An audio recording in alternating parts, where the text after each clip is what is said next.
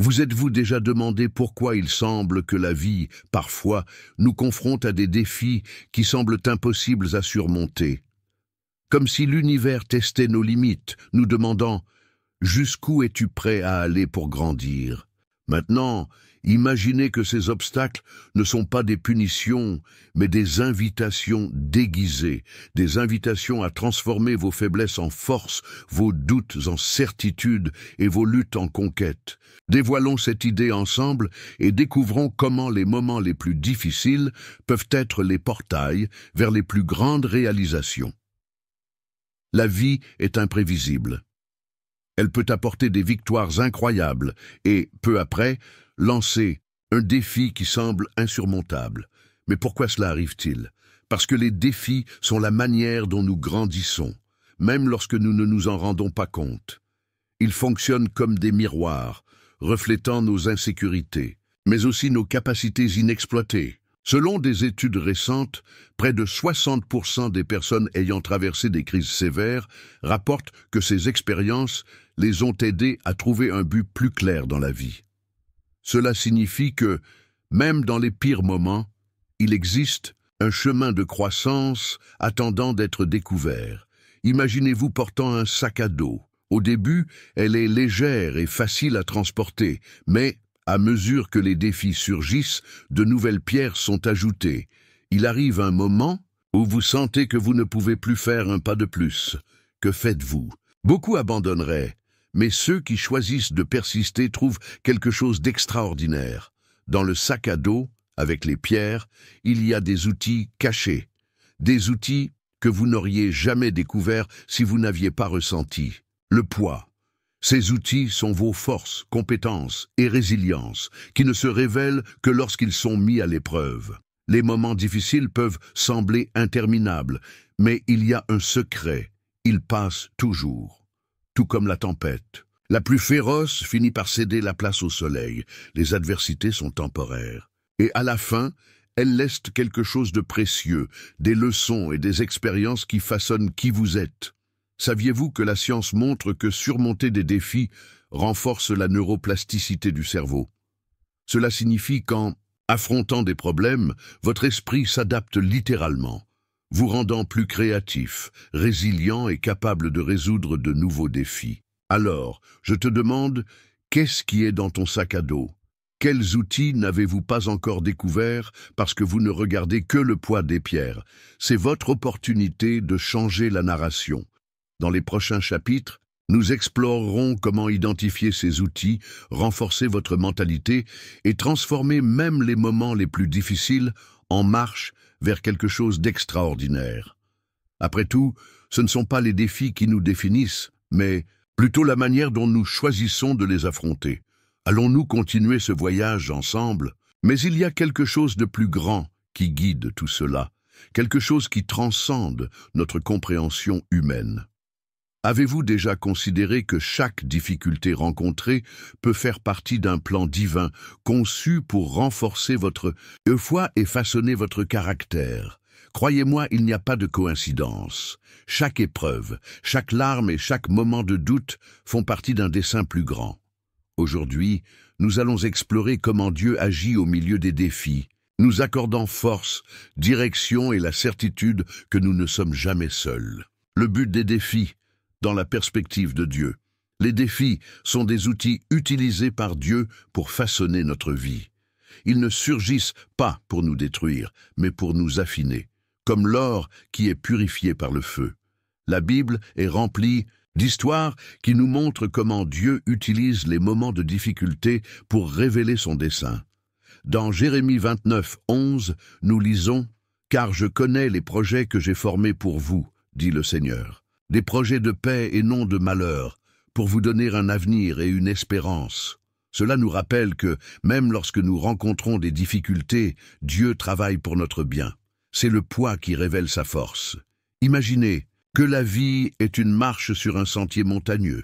À certains moments, vous portez un sac à dos lourd qui semble impossible à supporter. Ce sac à dos représente les défis que Dieu permet dans votre vie.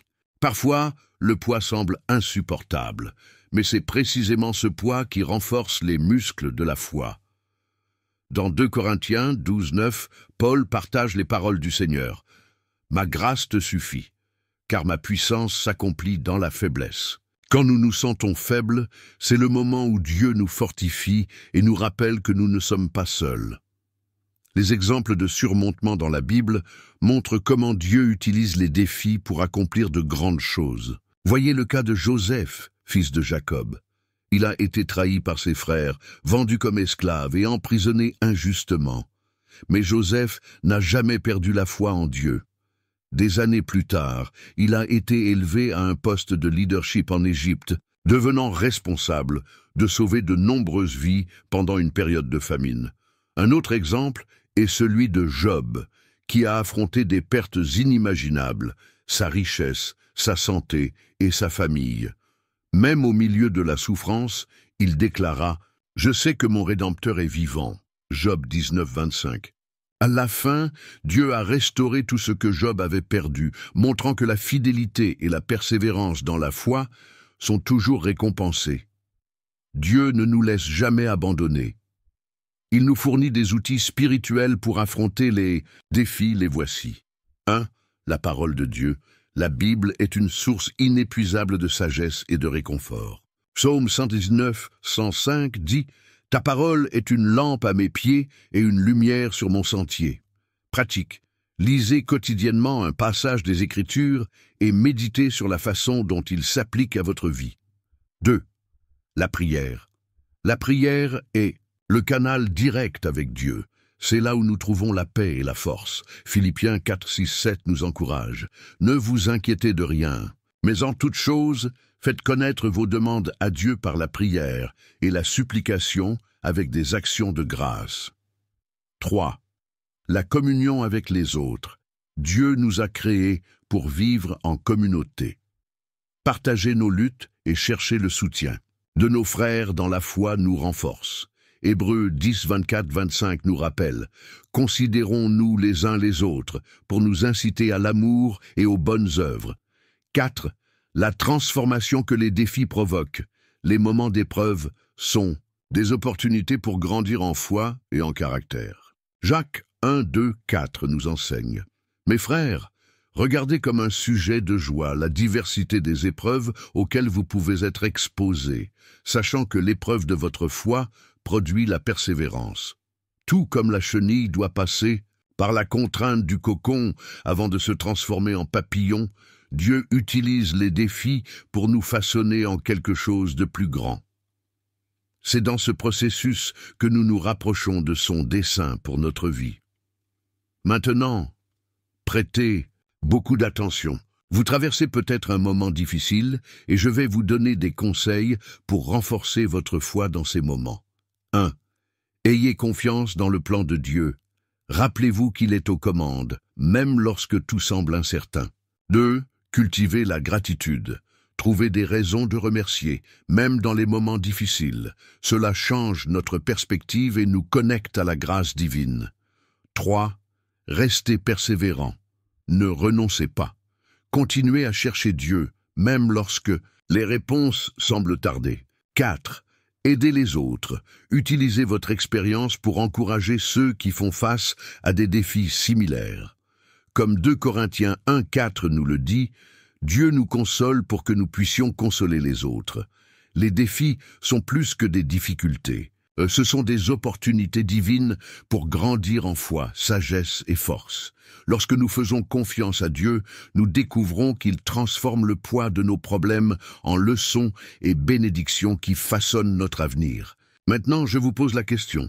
Que Dieu essaie-t-il de vous enseigner à travers les défis que vous rencontrez aujourd'hui? Et comment pouvez-vous utiliser ces leçons pour grandir et accomplir le but qu'il a préparé pour votre vie? Si ce contenu a du sens pour vous, laissez un like et abonnez-vous à la chaîne pour voir plus de contenu comme celui-ci.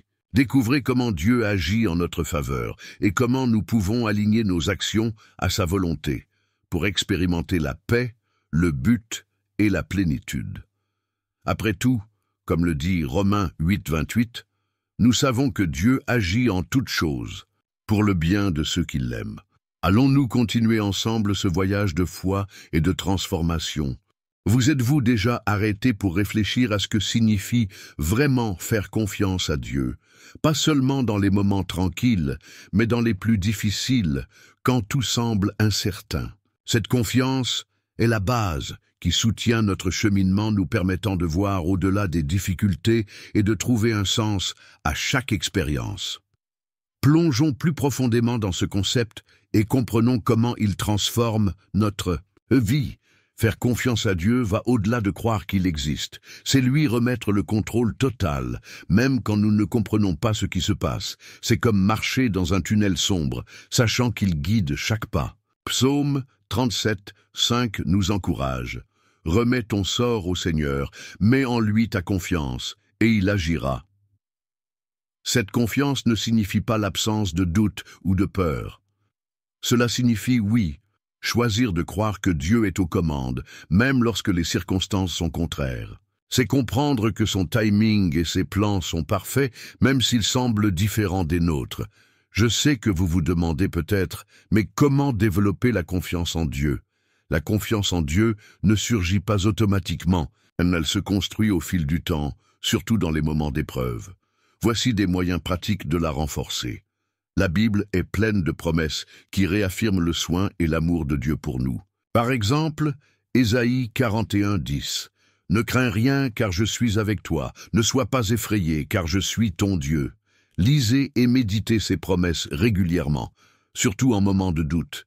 Regardez en arrière et souvenez-vous des moments où Dieu a agi dans votre vie. Ces témoignages personnels sont de puissants rappels qu'il est fidèle. Pratiquez la prière. La prière n'est pas seulement une façon de demander de l'aide, mais aussi de construire une relation avec Dieu. En conversant régulièrement avec lui, vous augmentez votre capacité à lui faire confiance.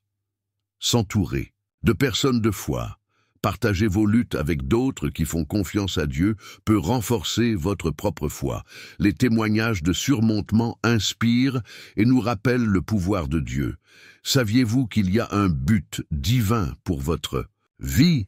Faire confiance à Dieu est intimement lié au but qu'il a pour vous. Après tout, chaque expérience, bonne ou mauvaise, fait partie d'un plan plus grand. Éphésiens 2:10 nous dit « Car nous sommes son ouvrage, créé en Christ Jésus pour de bonnes œuvres que Dieu a préparées d'avance afin que nous les pratiquions. » Mais comment comprendre ce dessein? Souvent, nous cherchons des réponses immédiates et claires, mais Dieu nous révèle son plan étape par étape, à mesure que nous apprenons à lui faire confiance. Le but divin n'est pas seulement ce que nous faisons, mais qui nous devenons dans le processus. Connaissez-vous les bienfaits de suivre le but de Dieu? Voyons cela. Lorsque nous alignons nos vies au but de Dieu, nous expérimentons 1. Paix intérieure. Savoir que nous suivons le plan de Dieu nous donne une paix qui dépasse toute compréhension humaine. Philippiens 4:7 décrit cette paix comme quelque chose qui garde nos cœurs et nos esprits. 2. Résilience dans les adversités. Comprendre que nos luttes font partie d'un plan plus grand nous aide à affronter les difficultés avec plus de courage et de détermination. 3. Impact positif dans la vie des autres. Le but de Dieu pour nous inclut généralement de bénir les autres. En accomplissant notre appel, nous devenons des instruments d'amour et de transformation. 4. Le rôle de la foi dans le voyage du but. La foi est le fondement qui soutient notre confiance en Dieu et notre marche vers le but. Hébreux 11:1 définit la foi comme la certitude des choses qu'on espère, la conviction des réalités qu'on ne voit pas. Elle nous aide à voir au-delà des circonstances et nous connecte au plan divin. Imaginez un agriculteur qui plante des graines. Il ne voit pas les fruits immédiatement, mais il a confiance que, avec le temps, la récolte viendra. De la même manière, notre foi nous permet de semer les graines de l'obéissance et d'attendre patiemment l'accomplissement du dessein de Dieu. Cherchez la sagesse dans la parole. Lisez les Écritures régulièrement. Elles sont la carte qui guide notre voyage. Restez ouverts à l'enseignement de Dieu. Parfois, Dieu utilise des situations inattendues pour nous enseigner et nous façonner. Soyez attentifs aux signes et aux enseignements dans votre vie quotidienne. Faites confiance au processus. L'accomplissement du dessein de Dieu n'est pas toujours immédiat. Faites confiance qu'il travaille, même lorsque vous ne pouvez pas voir. Les résultats. Obéissez avec ferme dévotion.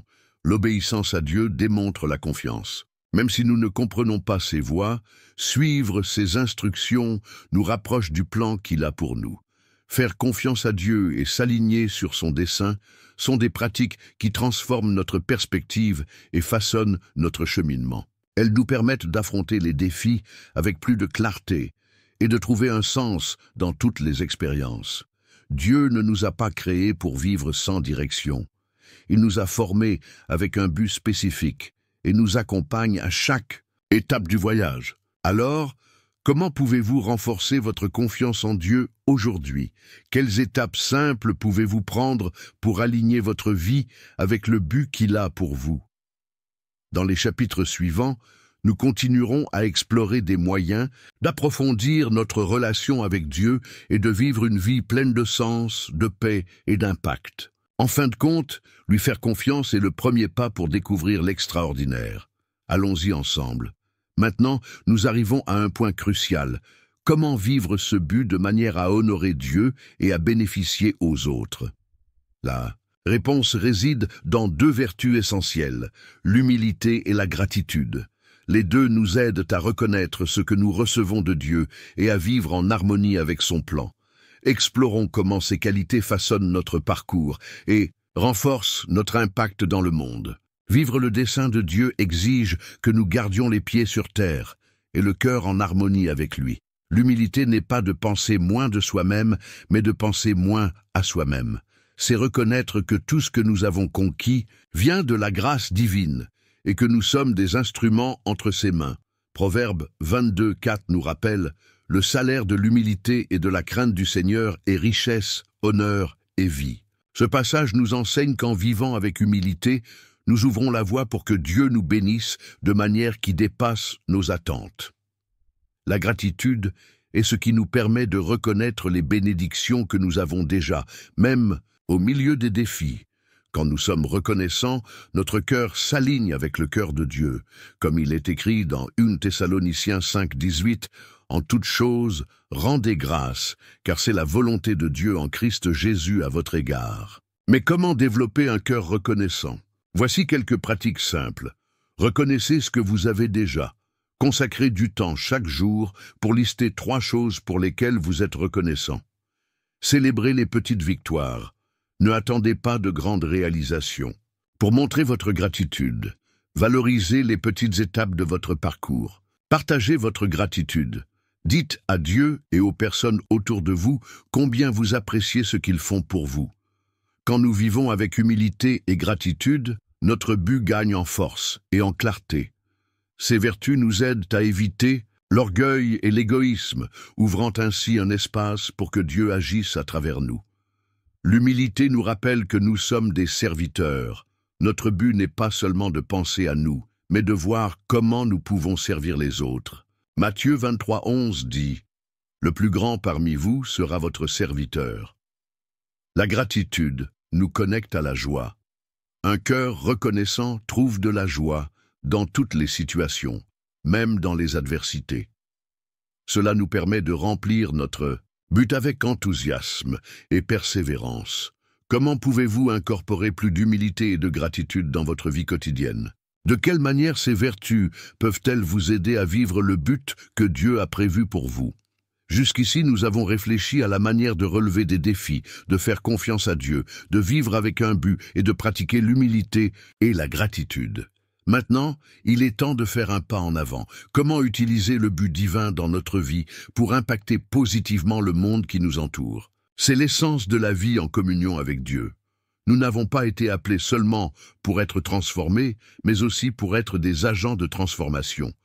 Explorons comment nous pouvons être des instruments de lumière, d'espoir et d'amour. Jésus nous enseigne dans Matthieu 5:16 que votre lumière brille devant les hommes, afin qu'ils voient vos bonnes œuvres et glorifient votre Père qui est dans les cieux. Ce appel nous rappelle que notre vie doit refléter le caractère de Dieu, inspirant les autres à s'en approcher. Mais comment cette lumière se manifeste-t-elle?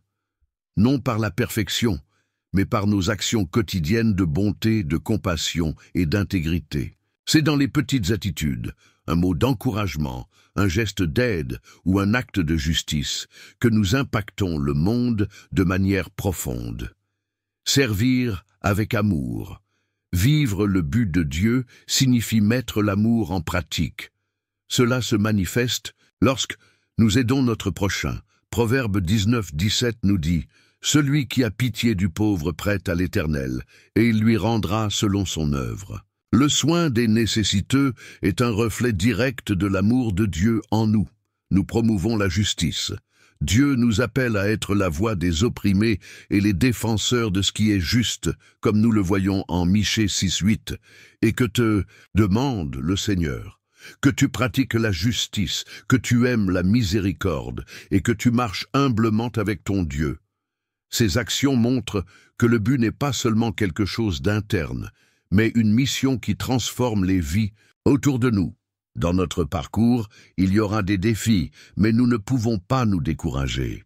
Galates 6:9 nous encourage. « Et ne nous lassons pas de faire le bien, car nous moissonnerons en son temps si nous ne perdons pas courage. » Persister dans le bien est un puissant témoignage de notre foi et de notre confiance en Dieu. Même quand il semble que nos actions sont petites ou invisibles, rappelez-vous que Dieu multiplie leur impact. Un simple acte de bonté peut inspirer des changements que vous ne verrez peut-être jamais. Que pouvez-vous faire aujourd'hui pour être un reflet de la lumière de Dieu dans la vie de quelqu'un? Comment vos actions, même petites, peuvent-elles apporter espoir et réconfort à autrui? Souvenez-vous que le voyage avec Dieu est continu. Chaque pas fait avec foi et but contribue à un impact éternel. Continuons à vivre pour refléter sa lumière, apportant transformation et espoir au monde. Après tout, nous avons été créés pour cela. Allons-nous ensemble? Nous sommes arrivés à la fin de cette série de réflexions, mais votre voyage avec Dieu ne fait que commencer. Tout au long des chapitres, nous avons vu comment les défis façonnent notre caractère, comment faire confiance à Dieu nous renforce et comment vivre avec un but nous connecte à quelque chose de plus grand. Nous avons réfléchi à l'importance de l'humilité et de la gratitude, et à la manière dont partager la lumière de Dieu transforme non seulement nos vies, mais aussi celles de tous ceux qui nous entourent. Maintenant, que ferez-vous de tout cela? Le message est clair. Dieu a un plan pour vous. Il est à vos côtés, à chaque pas, vous appelant à vivre une vie pleine de sens, d'amour et d'impact. Et vous n'avez pas besoin d'attendre demain pour commencer. Le moment, c'est maintenant. Demandez-vous, comment puis-je appliquer ces leçons dans ma vie quotidienne? Peut-être par un acte de bonté, un moment de prière, ou simplement en faisant plus confiance à Dieu. Chaque petite action que vous entreprendrez aujourd'hui est un pas vers le but qu'il a prévu pour vous. Souvenez-vous que le chemin avec Dieu est fait de pas constants, et il est présent à chacun d'eux. Comme il est écrit dans Ésaïe 41:10, « Ne crains rien, car je suis avec toi. Ne sois pas effrayé, car je suis ton Dieu. » Merci beaucoup de m'accompagner dans ce voyage. C'est un honneur de partager ces moments de réflexion avec vous. Si ces messages ont touché votre cœur, je vous invite à laisser votre commentaire. Je veux savoir comment Dieu a travaillé dans votre vie et quels changements vous prévoyez de faire à partir de maintenant. Et si vous souhaitez continuer à apprendre et à grandir dans votre cheminement spirituel, abonnez-vous à la chaîne. Ensemble, nous pouvons continuer à découvrir les merveilles que Dieu a réservées pour nous. Que Dieu vous bénisse, vous et votre famille. À la prochaine.